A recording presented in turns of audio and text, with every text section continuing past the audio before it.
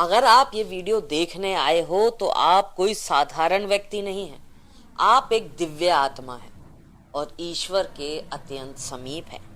आप एक देव पुरुष हैं। आपके भीतर छिपी हुई शक्ति जागना चाहती है। इसलिए इस वीडियो को अंत तक जरूर देखें, क्योंकि आज आपको ओम मिलेगा, वो कंपन, वो संकेत जो आपके भीतर बैठी शक्ति के विकास के लिए आवश्यक है। आज की ये वीडियो कोई साधारण जानकारी नहीं है। आज हम उस रहस्य को खोलने जा रहे हैं जो शास्त्रों में, संकेतों में लिखा गया है, लेकिन जिसे साधकों को समझने में वर्षों की साधना लग जाती है। यदि आपने ये वीडियो अंत तक देख ली तो संभव है आपकी साधना की दिशा सदा के लिए बदल जाएगी।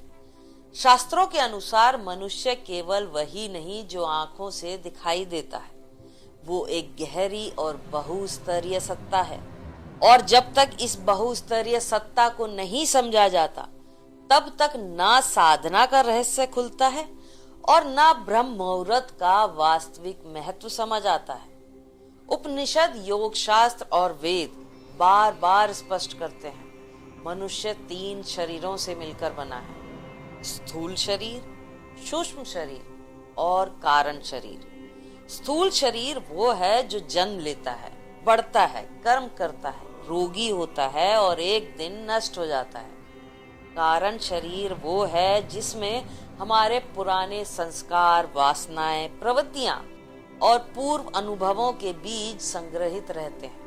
लेकिन इन दोनों के बीच जो सेतु है, जहां वास्तविक साधना घटित होती है, वो है सूक्ष्म शरीर। सूक्ष्म शरीर में मन, प्राण, बुद्धि, अहंकार और इंद्रियों की सूक्ष्म शक्तियां निवास करती हैं।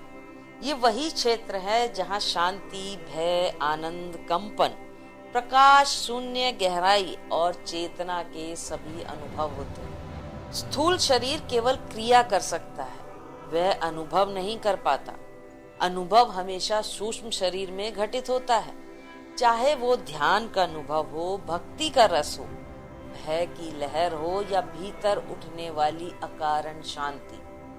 इसीलिए शास्त्र कहते हैं, साधना का वास्तविक लक्ष्य स्थूल शरीर नहीं है, बल्कि सूक्ष्म शरीर को शुद्ध और जागृत करना है। दिन के सामान्य समय में सूक्ष्म शरीर दबा रहता है, क्योंकि इंद्रियां बाहर की ओर सक्रिय रहती हैं। आंखें देखती हैं, कान सुनते हैं, जीभ स्वाद में लगी रहती है और शरीर कर्म में लगा रहता है, और मन स्मृति, भविष्य और इच्छाओं में उलझा रहता है। इस स्थिति में सूक्ष्म शरीर पर स्थूल शरीर का भार बना रहता है, इसलिए ध्यान कठिन लगता है, मन भटकने लगता है, साधना बोझ जैसी प्रतीत होती है। लेकिन जैसे जैसे रात गहराती है और संसार शांत होने लगता है, वैसे वैसे स्थूल शरीर की गतिविधियां कम होने लगती हैं, इंद्रियां शिथिल होने लगती हैं, मन धीरे धीरे बाहरी संसार से कटने लग जाता है। और जब रात का अंतिम प्रहर आता है, जिसे शास्त्र में ब्रह्म मुहूर्त कहते हैं, तब स्थूल शरीर लगभग विश्राम की अवस्था में होता है। पाचन, तनाव और शारीरिक हलचल न्यूनतम होती है, नींद गहरी हो चुकी होती है और चेतना उस समय सीमा पर पहुंच जाती है जहां स्थूल और सूक्ष्म के बीच का अंतर पतला हो जाता है। यही वो समय है जब सूक्ष्म शरीर स्वाभाविक रूप से आगे आने लगता है, बिना प्रयास के, बिना विधि के, केवल समय के प्रभाव से। इसीलिए ब्रह्म मुहूर्त को केवल धार्मिक नियम नहीं माना गया, इसे चेतना विज्ञान की दृष्टि से सबसे उपयुक्त समय कहा गया है। शास्त्र ये नहीं कहते कि इस समय कोई देवता बाहर से आते हैं, वे संकेत देते हैं कि इस समय मनुष्य के भीतर सूक्ष्म तंत्र सबसे अधिक सुलभ और सक्रिय होता है, क्योंकि मन पर बाहरी संस्कारों का दबाव कम होने लगता है, विचारों की गति धीमी होती है, अहंकार शिथिल होता है। इसलिए जो व्यक्ति ब्रह्म मुहूर्त में शांत बैठता है, उसे लगता है कि ध्यान करने की आवश्यकता ही नहीं पड़ रही, ध्यान अपने आप हो रहा है, क्योंकि वास्तव में वो पहली बार स्थूल शरीर की पकड़ से मुक्त होकर एक सूक्ष्म शरीर में प्रवेश कर रहा होता है। ब्रह्म मुहूर्त में लिया गया संकल्प इसलिए शक्तिशाली माना गया है क्योंकि उस समय मन सबसे कम विक्षिप्त होता है, अहंकार शिथिल होता है, सूक्ष्म शरीर ग्रहणशील अवस्था में होता है, जिससे संकल्प किसी जबरदस्ती के रूप में नहीं बल्कि भीतर से उठी स्वाभाविक स्पष्टता के रूप में स्थापित होता है। ऋषियों ने इसी कारण कहा कि ब्रह्म मुहूर्त में लिया गया संकल्प पूरे दिन नहीं पूरे जीवन को प्रभावित करता है, क्योंकि इस समय चेतना जिस दिशा में झुकती है वही दिशा धीरे धीरे कर्म, व्यवहार और प्रवृत्ति में उतरने लगती है। शास्त्रों का ये गहरा सत्य है कि मुक्ति या जागरण कोई नई चीज प्राप्त करने से नहीं होता, बल्कि जो झूठा, भारी और संचित है उसे गिर जाने से होता है। और ब्रह्म मुहूर्त में सूक्ष्म शरीर के स्तर पर यही गिरना सबसे सहज रूप से घटित होता है।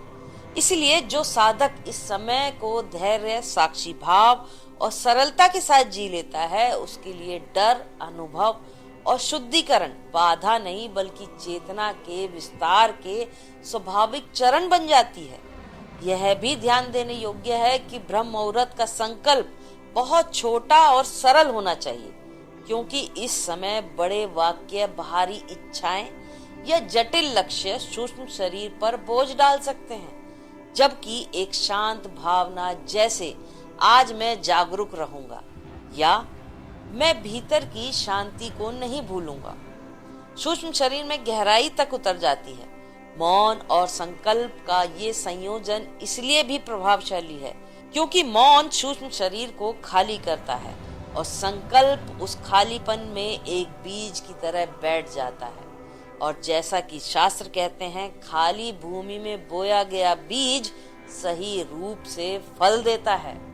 तो दोस्तों, आपको ये वीडियो कैसी लगी इसके बारे में कमेंट में जरूर बताइएगा और आज से ही ब्रह्म मुहूर्त में अपने अंदर एक जागरूकता का बीज बोइए। चैनल को अगर आपने अभी तक सब्सक्राइब नहीं किया है तो कर लीजिए। धन्यवाद।